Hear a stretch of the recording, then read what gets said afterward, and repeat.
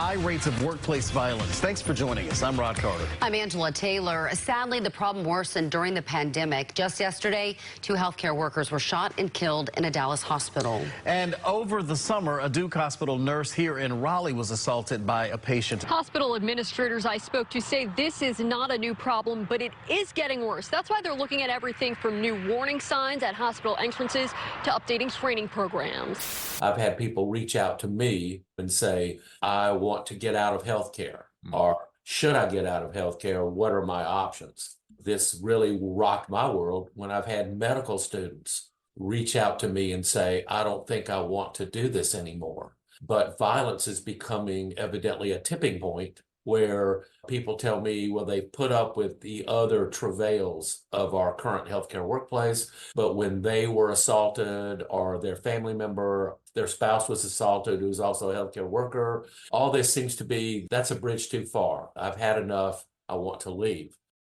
ER nurses make up 50% of all workplace assault victims.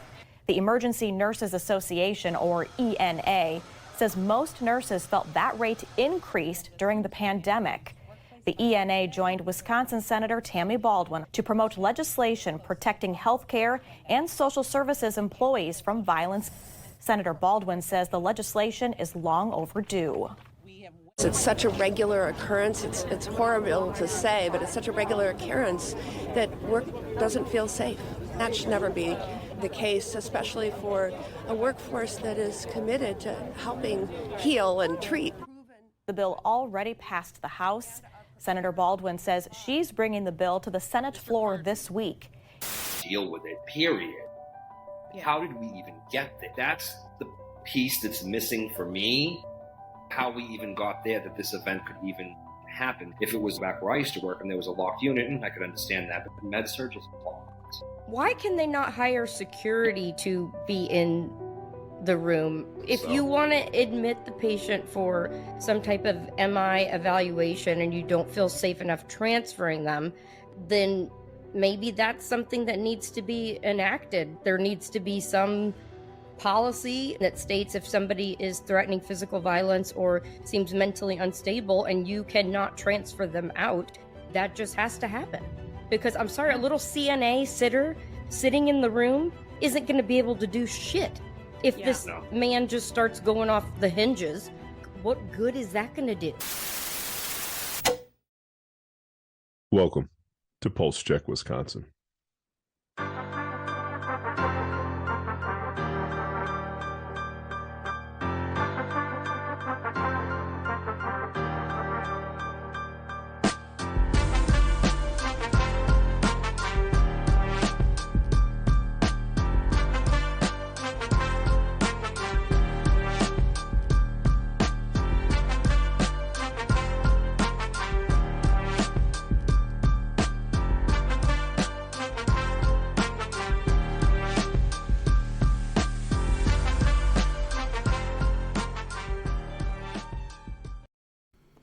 Good morning, good evening, good afternoon, whatever it is for you. This is Dr. Ford with Pulse Check Wisconsin. And I wanted to thank you for joining us here today. We have a very special episode here with one of our experts, Nurse Erica, who will be sharing with us some of the work that she's doing around the topic of discussion today, which is healthcare worker violence. As we've seen in recent years, there has been a surge in healthcare worker violence, and we really saw it surged during and after the pandemic. Here in the state of Wisconsin, we've seen in the media healthcare worker violence in which nurses have been affected, techs have been affected, doctors have been assaulted. And in Chicago, as we all know, we saw where there was a physician who was almost fatally wounded from healthcare worker violence. What we know by the numbers is healthcare worker violence not only affects the healthcare workers themselves, going to work every day, trying to protect themselves, wondering if anyone will attack them today, but also the psychology of what's going on. Healthcare workers are afraid to go to work. I work with many people who have been assaulted. I myself have been assaulted. I don't know anyone in my own personal network that has not, that works in emergency medicine or works in the hospital systems. Because of that, there has been a lot of talk about this issue There has been some federal legislation, as you heard from the intro, about how we better protect healthcare workers. However, as you also heard, it's state by state, right? So a lot of states will have some legislation in place that will force the hands of some healthcare systems to provide certain securities, to have cameras available, to have body cams in some places, all these things that are in place. And some hospital systems don't, to be frank. And that allows for these violent acts to take place. Now, what does that do? Well, as Nurse Erica will talk to us about here in the interview, I won't get everything away, but this has long-standing and long-term effects on healthcare in general. You're going to have more people who are going to be unwilling to take care of patients, so people not going into the healthcare fields.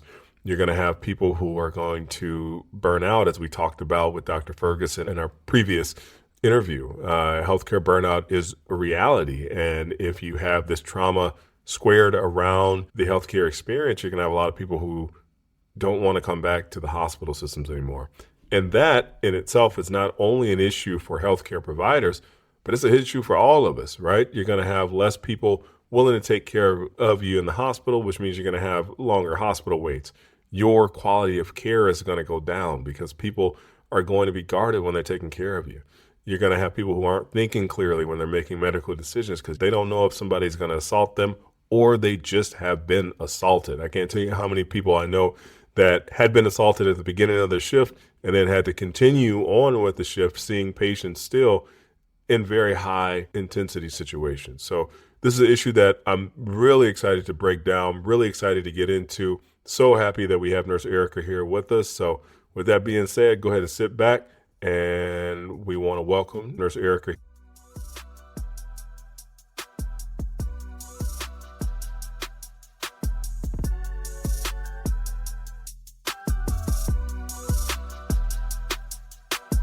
We have Nurse Erica here with us. Thank you so much for being with us. A lot of my colleagues hit me to your Instagram page and all the videos, all the things that you're doing, all the amazing things in healthcare. But for those listeners that may not be as familiar with you, can you give us a little bit of information about yourself? Say I've been working in nursing since the Jurassic era, since right out of high school as a CNA and then eventually RN. Added some alphabet soup behind my name along the way, lots of certifications. My background is primarily pediatrics, pediatric oncology, everything peds related. And then I eventually transitioned into management and leadership. And from there, I transitioned into hospice with a focus in pediatric hospice program development. Awesome. And so, a lot of your advocacy and a lot of things that we're seeing coming out of your content that you're putting out is really based in that, all those things that you just talked about, right? Experiences in different facets of nursing, which is, why I'll tell my nursing colleagues all the time, I'm really envious of you guys to be able to jump from place to place to place, but it really provides you a different context and a different perspective of healthcare, especially when it comes to some of the issues that we're going to talk about today. Yeah, absolutely. One of the, we talked about before, one of the things that I really became knowledgeable about your work and your content was about an incident that we had here in the state of Wisconsin, one of our hospitals in Menominee Falls, where unfortunately it was a nurse and a staff member that was assaulted by a patient, not even a patient, it was a patient visitor at that time. A lot of the content that I saw from you was just about your call to action for things that we need to do with healthcare worker related violence. Why do you think violence against healthcare workers is so prevalent in your experience as a nurse? That's a great question. The obvious answer is that patients and their families are dealing with the unbelievable, right? The unimaginable, and the stress level is through the roof. And, nurses, because I see everything through a nursing lens, of course, we are the ones that are there primarily at the bedside disproportionately more than any of the other healthcare workers. And so we bear the brunt of that. Certainly COVID did not help. I think there remains now still a lot of animosity from certain parts of the public that I think we were out to get them, that we were forcing a vaccine on them, that it's our fault that they couldn't come and be with their loved one, end of life, all these things. We have really been villainized since the pandemic, and that unfortunately persists. Yeah. And, I always joke with some of my colleagues and say, wasn't it a good week when we were heroes, the healthcare workers, That right? was a And great it's just, week. What it was a great happened? week. We got free pizza. It was good, man. It was life was Right? good. They were But I mean, banging pots and that pans. It was lovely.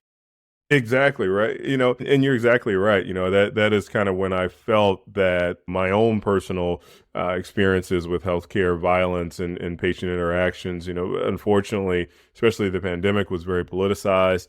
And, a lot of sentiments came out of that. And even to this day, we get told by some patients, I had a patient interaction the other day that said, how much are you getting paid every time you diagnose me with COVID or with flu, right? And it's like, I don't know how you can get through to that. So, yeah.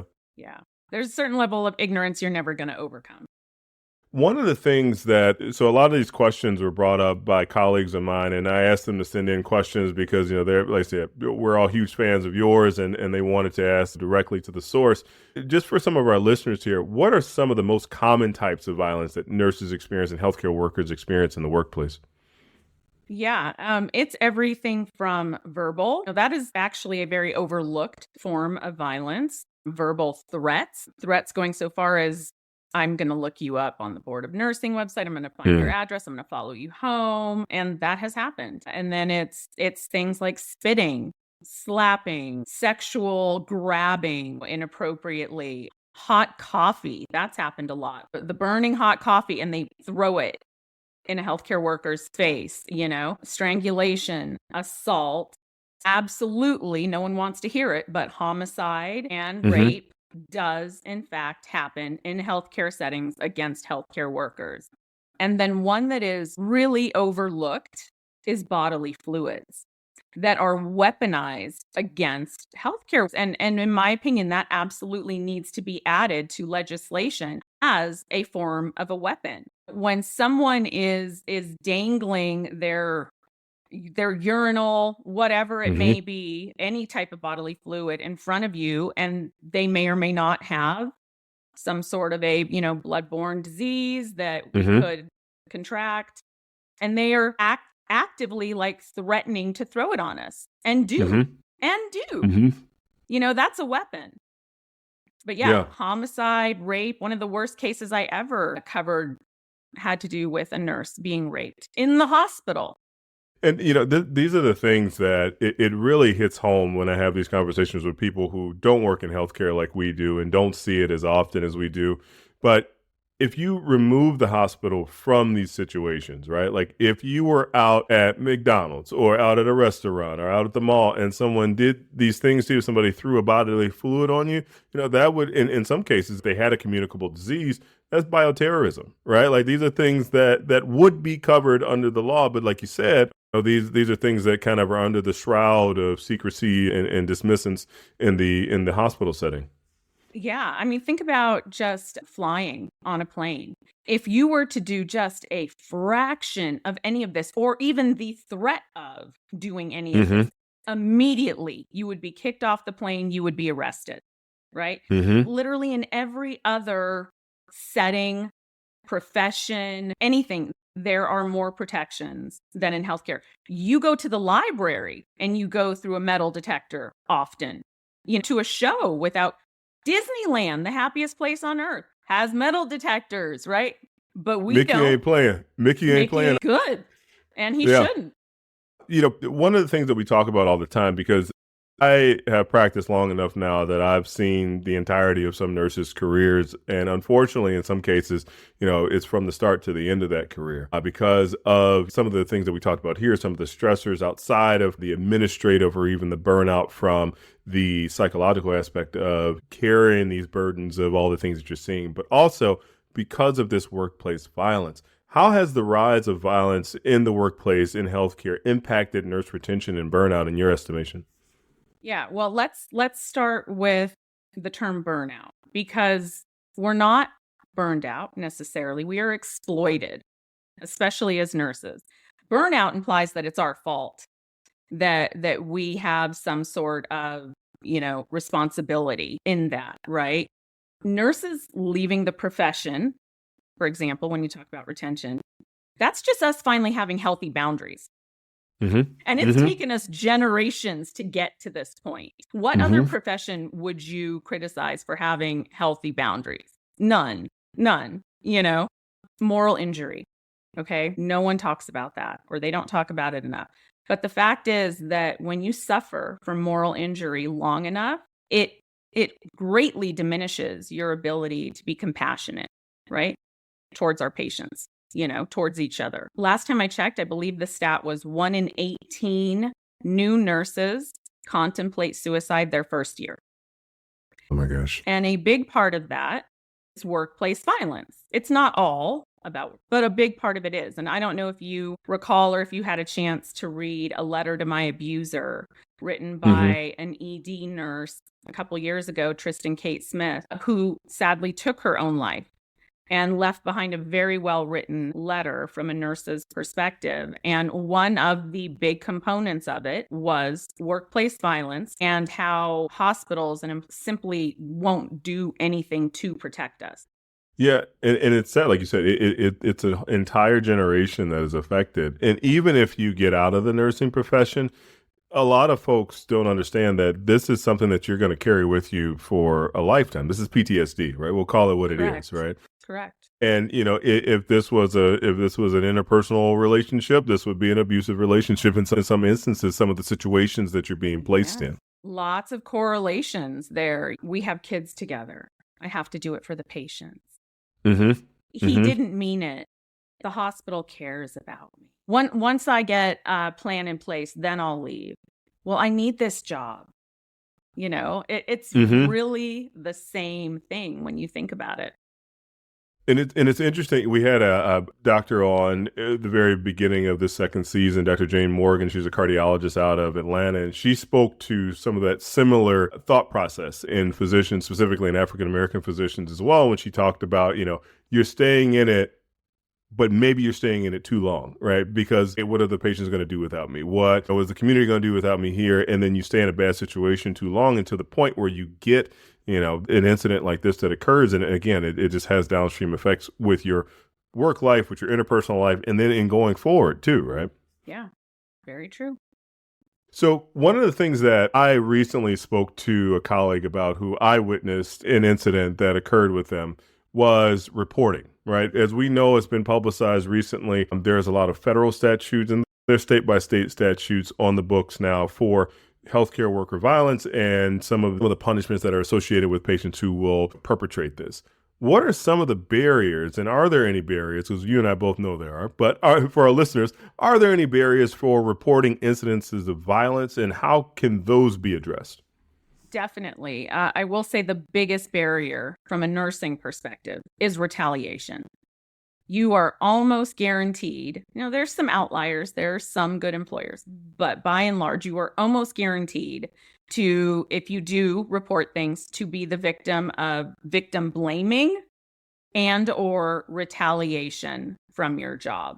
They actively, aggressively discourage us from filing police reports, oftentimes, incident reports. And, it's so common that it's almost a cliche at this point. But when nurses are assaulted, the one thing that they are asked time and again is, what could you have done differently?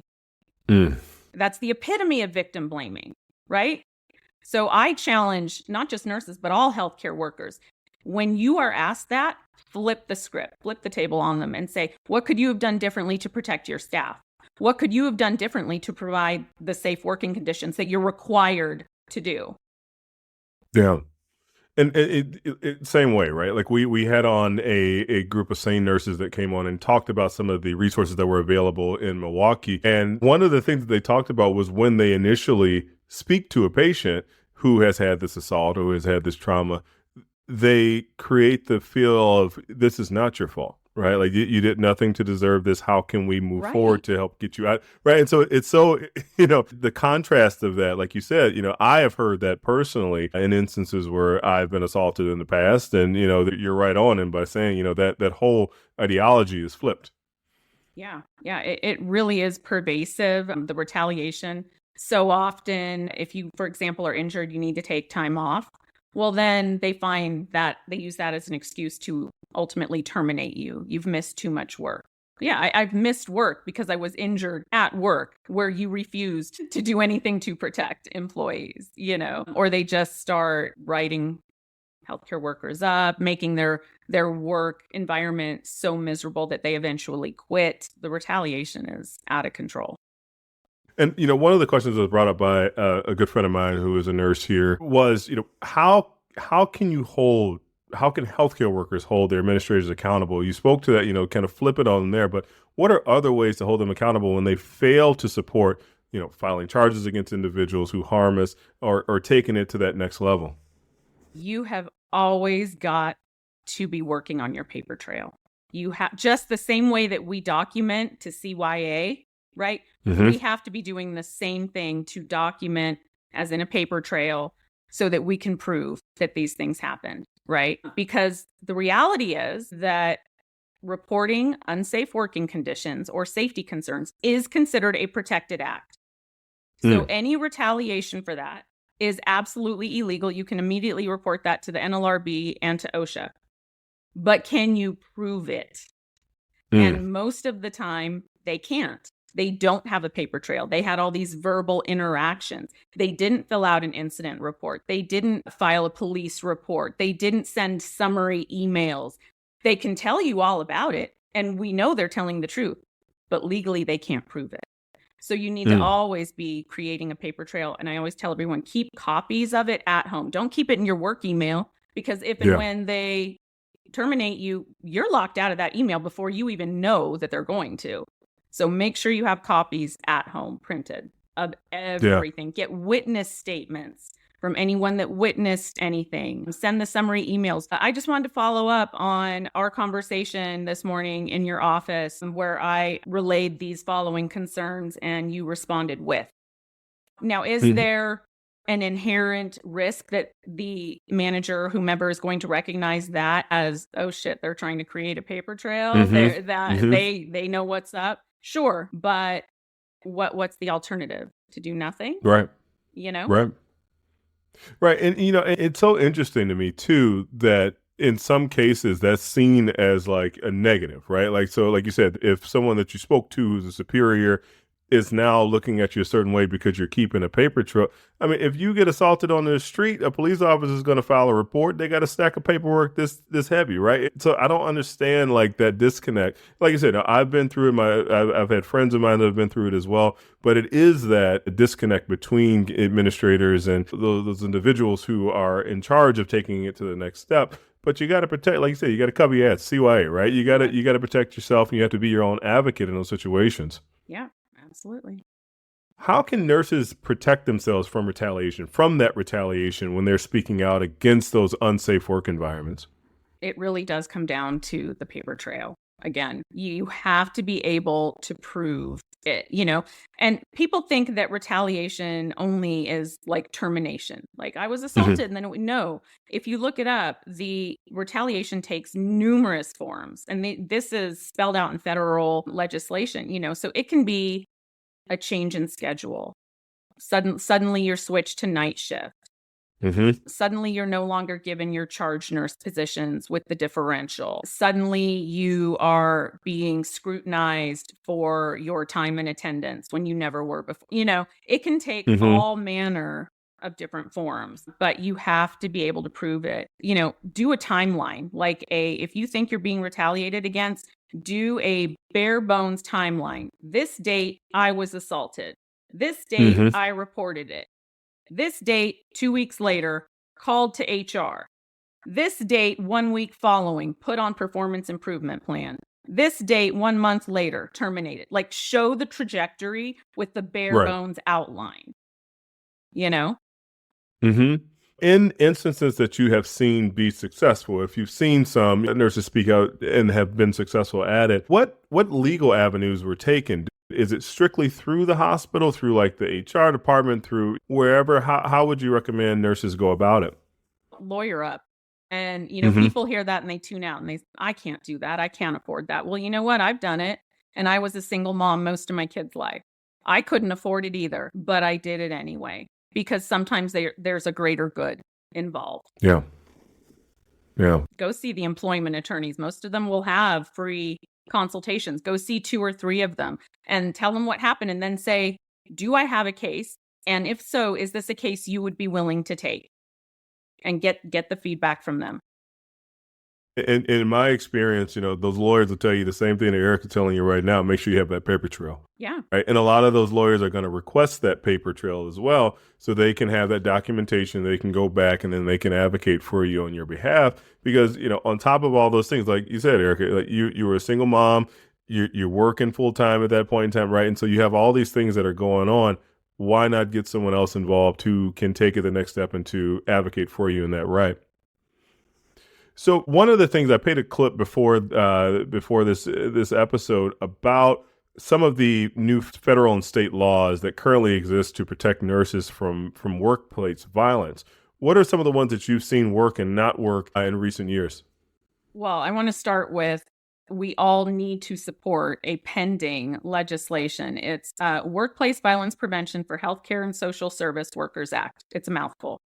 But this is, it gets reintroduced every congressional session, unfortunately, and they typically don't even vote on it, and it dies, and then it has to get reintroduced with the next session. But we need to get federal legislation passed, because right now we have all the states working in a silo, right? And I think about 29 have laws saying that it's a felony to assault a healthcare worker. However, the vast majority of them have carve-outs with exceptions for anything that they could possibly construe as like an intellectual disability or mental health, anything. And they do. And so even the ones that have it don't effectively have it, Ohio recently passed some legislation for workplace safety. A lot of the states claim that they have laws, but what it comes down to is they'll have like a guidance or a statement, or something minuscule that says, okay, well, the employer is required to report these incidents to OSHA within these timeframes. Okay, great. But what's that doing to help me now? Mm-hmm. You know what I mean? So in my opinion, it needs to be a felony. There are some people that disagree with that, and they say, we need to focus on prevention. I think we need to do both.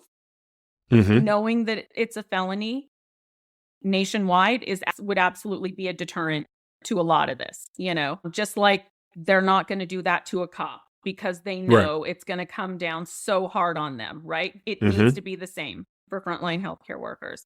So we need to focus on federal legislation, not just state by state. It needs to stop having so many exceptions, because let's be real. We're not trying to put 90-year-old Meemaw with Lewy body dementia in prison. Right. Be so for real. We can look at these things objectively, okay? But we also know that a lot of the quote unquote psych patients, or whatever other category you want to put them in, these patients know exactly what they're doing. And just because you have a mental health diagnosis does not automatically negate you from knowing right and wrong. I mean, I have personally looked in the eyes of someone before they assault a healthcare worker, and they intentionally did it, and they knew what they were doing, regardless of their diagnosis, And like you said, if it happened to a police officer, that mental health ringer doesn't come into play. I can tell you, and there's Eric probably in the same situation. I can tell you, when I've done medical clearances for patients, a good number of those patients that come into the department who are under police custody have some form of mental health disorder. I have seen them personally. I can tell you from their charts, and it should not have that exception in those cases, because it's not going to deter it in the future. It's going to continue to happen. Yeah, and we need district attorneys that are willing to prosecute these cases, because that's one of the big excuses that healthcare workers have for not reporting it, is they've all heard stories of another healthcare worker that has reported it, and then they drop the charges. Well, that's a fight we need to fight, but you still need to do your part. We cannot control what a DA decides to do, but we can report it. We can create the tracking mechanism to show that this, community hospital A has had a disproportionate amount of acts of violence against its employees in the last year, whatever. It makes it trackable. We can quantify it, right? We can only control what we can control. So file those police reports. It is your right, regardless of what they tell you and regardless of what a district attorney's office may or may not do. And another big excuse that we have is sometimes they require you to put your home address on a police report. And then the fear is that this violent person is going to come after you, and that there has been cases of that. List your work address, list the hospital address, the employer's address. It's not that hard, And I would take it a step forward and say, like, any medical documentation, like for your licensing, et cetera, if they allow you to list your hospital location, definitely do that. There are some state boards of nursing that require that your address be listed publicly, which is insane, right? Absolutely insane. And then you couple that with the quote unquote Cures Act, where they claim that we're required to have our last name on our badge, which we're really not, but they try to enforce that. And so it's so easy. You have the full name, you go to the Board of Nursing website, you find their home address. Like, it's the easiest thing in the world. Those states, if you live in one of those states, please get a P.O. box. Please get a P.O. box. Do not have your home address listed anywhere. Absolutely. So let's turn it on the hospitals now, right? So let's say if there are laws on the books right now to protect us, are there any specific laws that require now the hospitals to implement violence prevention programs for nurses? Not really. The federal legislation that I mentioned earlier would mandate across the nation that healthcare employers have and implement workplace violence prevention plans, and they would be accountable to federal OSHA for that. So again, right now it's kind of state by state. Some states do a little more than others, but in general, it's weak. It's weak. Yeah. And I don't know, you probably got the same module, Erica. We've gotten them probably every year since my residency, right? How to de-escalate a situation, what parameters to take, what steps to take if somebody's assaulted. You mean those aren't effective enough, Erica? That's what you're telling us? Yeah. And when the most egregious thing is after there is an incident and someone's injured, then they will assign extra health stream modules or whatever. Yep. Like it's almost a punishment. Those are not doing, first of all, we're clicking through it because we don't have time to do it. So no one's reading it. We got to see patients. Like, let's be real, But that is almost another form of victim blaming, because then they come back to you and say, well, did you use your CPI training? Did you use your de-escalation techniques that we provided to you as an organization? It's a way to put the blame on the healthcare worker. Yeah. One of the things that is a question that came up from one of my nurse friends from like residency, and she's been a nurse for about 15 years now. And, she had a situation that she went through where she was attacked and went through the avenues and felt as though she was being, again, victim blamed in the situation. And that even for speaking up, that her job was on the line in that case, right? I've heard of other nurses as well over the years being pushed out of jobs or having their careers threatened for speaking out. What advice do you have for nurses who experience workplace retaliation? Paper trail again. I hate to be repetitive, but I mean, it is so important. You have to always be thinking in that way. And also, I can't say enough, courage is so important, right? Nurses have a tendency to be very apathetic. And they hate when I say that, but it's true. We have been born and bred through generations of nursing to be that way. You have to have the courage to do the right thing and not just have all the excuses. Because if I can do it, you can do it too. You can do the hard things. You can do the scary things. Yes, it comes with inherent risk. Yes, you could experience retaliation, but that should not stop you from doing the scary thing that has a risk, because we know it's the right thing to do. And the thing is, nothing's going to change, right? Like, disruption is what catalyzes change.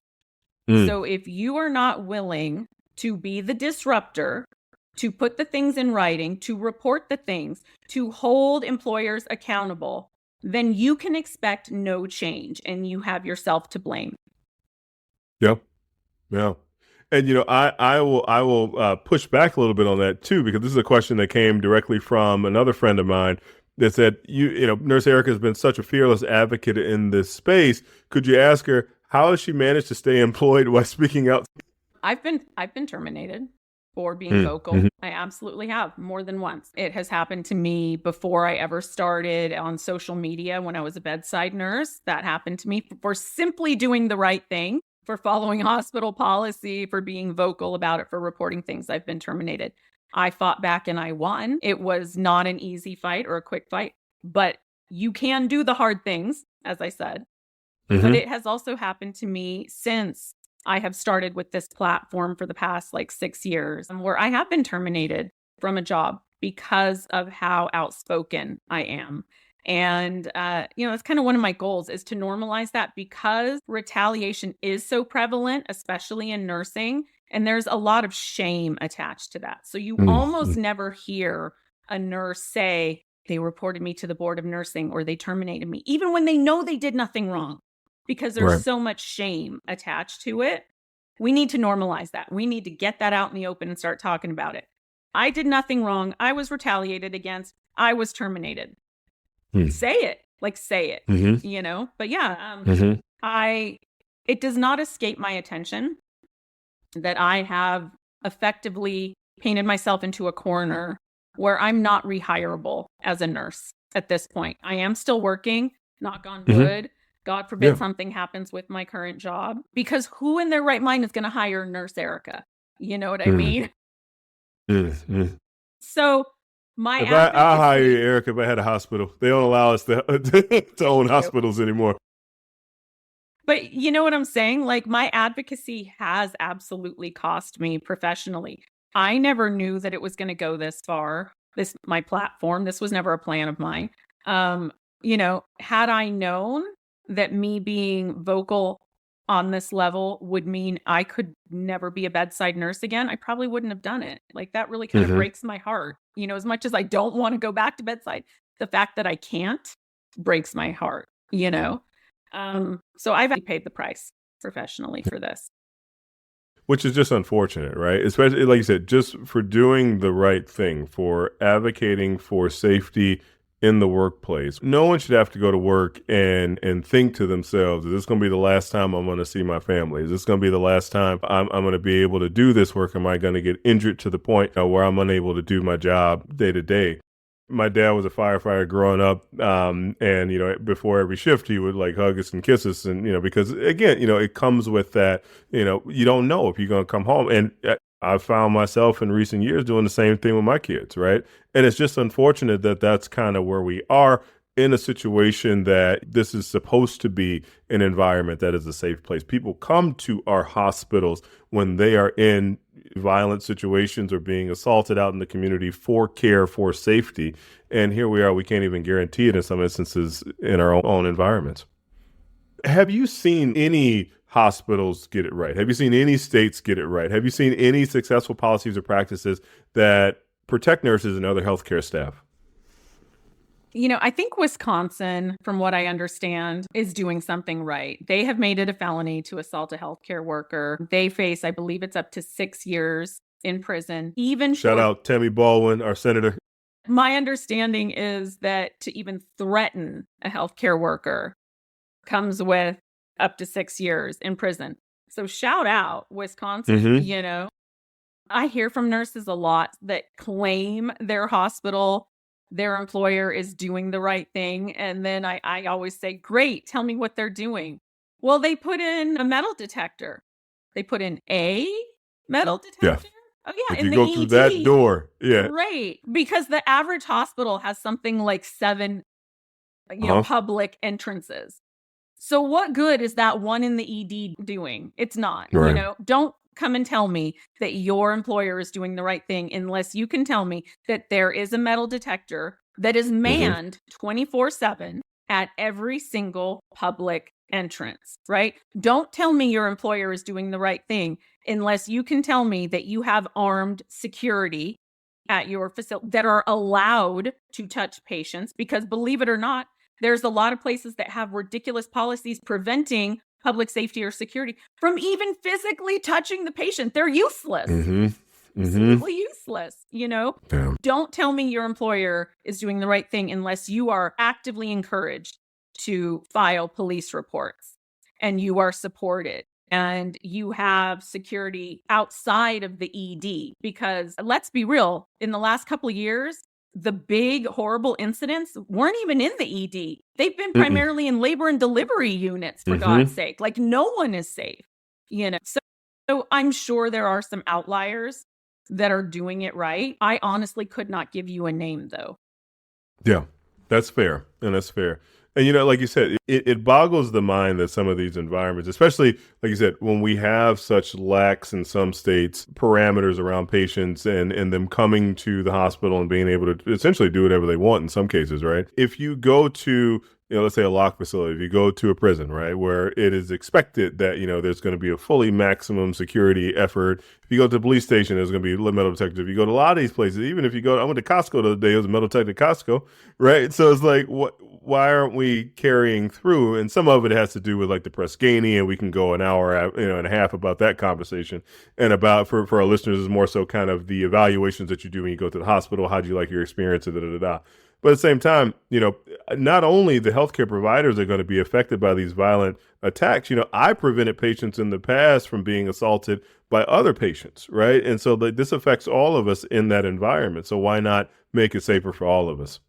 I'm glad you brought up prison. It's interesting that across the board, correctional nurses will say that they felt safer in prison than they did in any other nursing job and setting. Imagine you are dealing with murderers, rapists all day, every day. They're all around you. And you felt safer in prison because there were armed guards that you knew would protect you, weren't, discouraged from protecting you, right? That, I think, speaks volumes. And to that point, every nurse that I know that has had some of the most vicious assaults that I've seen, the majority of them went to, the prison setting. The majority of them went to, those locations because of that protection aspect. And after working through it, to the point where they felt as though they were strong enough mentally to go back to those situations, is kind of where they're landed. One of the questions that came in, as we know from the pandemic, there was an upsurge in travel nursing. A lot of contracts were taken by folks who were like, I'm going to go to a rural location and practice. For nurses who travel or work at different hospitals, how can they still be proactive in advocating for better protections? Research the place before you go, first of all, right? See if it's, a place that maybe has a nursing union. Or do they have metal detectors? It's so easy to find out information these days because there's travel nurse groups on Facebook all over the place. You can just type the question in. Has anyone worked at this specific place? Tell me. And they'll tell you. And they'll tell you the good, the bad, and the ugly. Yeah. They will tell you, but also travel nurses are such a great resource to full-time staff because a lot of places, there are staff that have only ever worked there, or they have only ever worked in that city or state, and they suffer under the delusion that that's just the way it is everywhere, or they don't have a basis of comparison. They don't know what they don't know. So when a travel nurse comes in and they can say from their vast experience and traveling around the country, this is not okay. Like whatever they're doing here would not fly anywhere else that I've worked. That's valuable, impart that wisdom to the non-travelers. Yeah. Yeah. And, like you said, when you're traveling, you're bringing new ideas to different environments. And, I work at, I think at this point, about 14 different hospitals now with our group. And so we bounce from place to place. And a lot of the positives that we have coming out of it is from that. Okay, well, at this location, this is what we do. Maybe we can improve it, right? The pediatric hospitals, this is what we do. Maybe we can save a kid, an ED to ED transfer, just directly admit them, right? So a lot of that comes out of it. Why not this, all right? Why not the protections that we can have for our staff and our faculty? Beyond personal advocacy, you mentioned a little bit here. What else can healthcare workers do to push for real political change on this issue? You mentioned that bill there. How can some of our workers support those efforts or other efforts in going forward? Yeah, well, supporting that bill is not as simple as calling your representative once. I think that's people suffer under that delusion. Well, I sent an email. Great. Okay. The intern read it. That got put in the trash. You need to keep doing it. Like, put a reminder in your calendar once a week. Hit send that email. Call out, tag your representatives on social media. They're all on the different social medias. At them and say, Representative Smith, why have you not signed on to support bill number ... Call them out. You can make appointments and go meet with your representatives. Go there. Tell them the really horrific stories. We all have one, Put it in layman's terms. Tell them how bad it is. Make it real. Paint the picture for them, Send the email. Send them the snail mail. You can text them even. Make the appointments. At them on social media. And get everyone to do the same thing. And here's what I always tell people. You end it with, if you fail to support this legislation, myself and my friends and family will not support you in any and all future election camps, because that's what they care about. Let's be real, So you do that. But also, we need the public to get involved. The public, despite all of my work, remains vastly unaware that workplace violence is even a thing for healthcare workers. I had someone doing some work on my house a couple of weeks ago, and he said, "What do you do?" And I said, "Well, I do a little advocacy and talk about violence against nurses and health." And he's like, did that happen? Yes, it happens. And it's so frustrating. But, the media doesn't report on it. The only time you hear anything in the media is if there's a really horrific attack, like the two we had recently in Florida and Pennsylvania, UPMC. Those you kind of heard a little bit about because they were so big and so awful that they couldn't not report on it, But they never talk about the bigger picture. They present it as this is an isolated incident. It's not isolated. Over 80% of nurses report experiencing workplace violence in the past year. 73% of all non-fatal workplace violence is in healthcare. Every year, nurses will report increased workplace violence from the year before, right? The national average is something like 57 incidents of violence against healthcare workers per day. And those are only the ones that report it. It's probably quadruple that, And we also know that the public are victims of this too. It's not just the healthcare workers, right? There are tons of examples of patients and or their families and visitors becoming the victims of the violent attack in the hospital just for being there. You're not safe when you go in a hospital, and no one wants me to say that or hear that. You are not safe in a hospital. You are not safe in a nursing home. That is the reality. And until the public gets involved, because legislators really see, especially nurses, as whiny, their nurses are complaining again. We need the public to get involved and put the same pressure on our representatives to do the right thing, on our local hospitals and facilities to have basic security measures in place. Yeah, and you're absolutely right? These folks who are representatives, Eric and I both, we do a lot of advocacy work, and I can tell you how tangible these folks are. Even at the highest levels, you'll be surprised if you are adamant, if you are making noise, if you and your community, because it's not just going to be one person that's going to do this in order to get across the finish line. We all need to work together, both healthcare and folks in the community, to make sure that we're pushing forward and putting that pressure on our elected officials, who are then subsequently going to put the pressure on the hospital systems to get their acts together and make sure that it's safe for not only us, but for our patients as well. Yeah. So tell us about your organization and I saw you had an Etsy shop too. I'm going to order some stuff. I'm an Etsy fan. Tell me about your efforts in that respect. So 3 years ago, in the wake of the double homicide of a nurse and a social worker at Methodist Dallas Hospital, in the immediate aftermath of that, myself and a good friend of mine, Matthew, another nurse, created this red and black awareness ribbon, red and black being the colors that denote homicide. And so it was just this little thing we created. Hey, healthcare workers, go out, go to your fabric store, whatever your craft store, get some red and black ribbon, pin it on. This serves a purpose, a couple of purposes. One, it's like a silent protest, right? Imagine you are the C-suite and you're walking through the halls and you notice every single one of the employees is wearing some sort of red and black ribbon. That makes a statement, that we're not going to tolerate this. We demand that you provide the basic security measures that you're obligated to provide. But also it creates an opportunity for conversations, right? So maybe you're a patient or a family member and you notice everyone's wearing these red and black ribbons. Eventually you're going to ask, what is that? What does that mean? Why is everybody wearing that? Oh, well, actually, it is to promote awareness of violence against healthcare workers. Violence against healthcare workers, that's a thing? Oh, yeah. Yeah. It's actually like a national emergency at this point. And so it sparks conversations and we get to educate people about it. And so people started making ribbons. We purchased thousands of them. We sent them to Methodist Dallas where that double homicide took place. And we started talking about it. And then people, nurses started saying, and healthcare workers, like, it's coming apart. I'm trying to wipe it down with the purple Sandy wipes and it's coming apart. Can you make an enamel pin?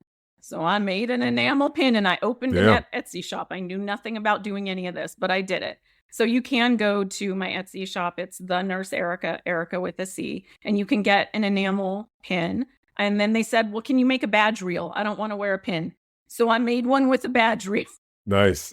And then they said, can you make a sticker so I can put it on my water bottle or whatever? So I made a sticker and there's t-shirts come in and bumper stickers come in and all these things. But it's really just been a labor of love. And I am continually shocked at this has gone like worldwide, this red and black ribbon. A couple weeks ago, one of my followers sent me a picture. She had the red and black ribbon tattooed on her arm. Wow. I'm still in shock. I can't wrap my head around that, And if you go on social media, you'll notice a lot of people have it as their profile picture. Like it's really taken on a life of its own, And it really started as an actionable event. Like we've got to stop just complaining in the break room or at the nurse's station. Yeah. We need an actionable event. So contact your representatives, educate the public, put a ribbon on, do something to keep this conversation going. Yeah, no, absolutely. And thank you for all your efforts in that respect. And I tell you, from this interview here, there are going to be a lot of folks who are going to be looking for those enamel pins. So definitely just giving you a warning ahead of time. That's okay. That's okay. I've been excited because there's been unions that have reached out to me saying, hey, can you send us like 500, like 1,000? Yes, please pass this out to your union members. That is actually amazing. Yeah. So how can people follow you? How can people follow your efforts? I know there are going to be a lot of folks that are going to want to follow up with this. We'll post some information on the website too, but how can they get in contact with you? Yeah, I co-host a successful nursing podcast. It's called Nurses Uncorked. And we talk a lot about violence on that podcast. We put a new episode out every week. Been doing it for a couple years. It's a passion project. You know how much work it is. Oh yeah, it really is. But it's a great medium to have the long form conversations that you're not limited like you are on social media. But you can find me on virtually every social media platform at The Nurse Erica, Erica with a C. My largest platform is TikTok. I think I have about 600,000 followers. I post on there daily, and then on Instagram and Facebook and YouTube. Those are the 4 primary ones. You can also find me on like X and some of the others, but I don't post nearly as often. Yeah. And my website, what is my website? NurseErica.com. Awesome. Well, Erica, I'm going to wrap it up here, but for all those that are listening, and let's say, you have a new intern, nurse, you have a nurse first year out, however many years out. What is the one piece of advice that you would give to that nurse who is scared to report workplace violence because of fear of retaliation, or losing her job, or being switched to another shift? What is your advice to that person? Yeah. First of all, please go in with the knowledge that going to work should never be a matter of life and death. Right? That is simply unacceptable and you should never tolerate it. And recognize when you are being gaslit or retaliated against.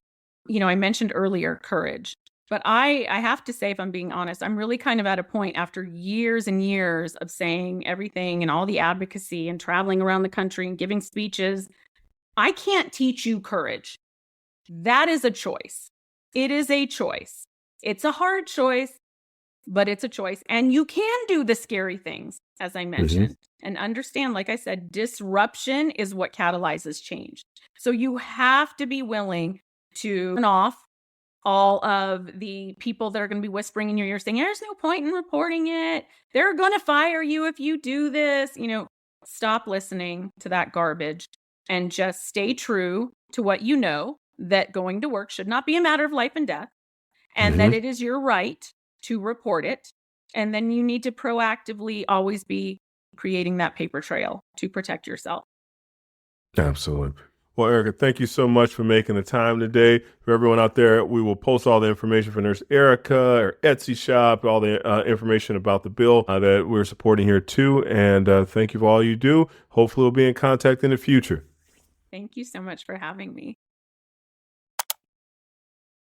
So I want to thank Nurse Erica for joining us today and for bringing that perspective to our listeners. Again, this is not an issue that is solely going to affect our healthcare providers. This is going to affect everyone in our communities. As such, we all need to continue to speak out against healthcare worker violence. We need to continue to hold our elected officials accountable when it comes to the laws that are on the books for protecting healthcare providers. And to be frank, we need to hold hospital systems accountable as well.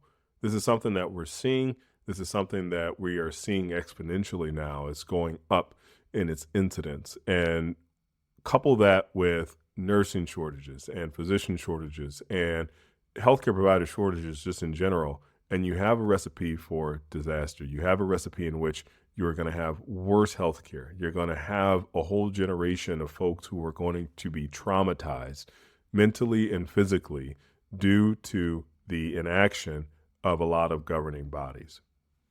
We're going to have some information out about Nurse Erica's page to show your support and things to do to help protect healthcare providers. This is an exclusive to this podcast, but currently we are in the works with the Milwaukee-based Artery Link. A lot of you may know them from their t-shirts and their swag and everything that they do great here in the city of Milwaukee. But there will be a limited edition shirt that we will post to the website geared towards showing your support for healthcare worker rights, as well as to stand against healthcare worker violence. So we will post that. Be on the lookout for that and grab your shirt. We are going to wear this in solidarity. We are going to force the hand of folks in charge to make sure that we ourselves are kept safe, our patients are kept safe, and our hospitals are environments for healing and not for harm. So that being said, I want to thank you all for coming out. Looking forward to seeing you the next time. And as always, take care of yourselves, take care of each other. And if you need me, come and see me.